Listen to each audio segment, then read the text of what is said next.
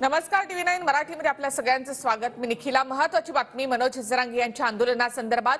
मनोज जरांगे अंतरवाली सराटीमधून आता मुंबईच्या दिशेने रवाना झाले आहेत। जरांगे यांच्या सोबत मोठ्या संख्येने मराठा समाज मुंबईच्या दिशेने रवाना झालाय। जरांगे सध्या बीडच्या गेवराई तालुक्याजवळील जायकवाडी गावामध्ये आहेत। 26 जानेवारीला हे भगवं वादळ मुंबईमध्ये धडकणार आहे। मुख्यमंत्री शिंदे यांच्या उपस्थितीमध्ये थोड्याच वेळामध्ये यावर तोडगा काढण्यासाठी आता बैठक बोलावण्यात आली आहे। वरच्यावर ही बैठक होते। या बैठकीला जिल्हाधिकारी, विभागीय आयुक्त, महापालिका आयुक्त उपस्थित राहणार आहेत।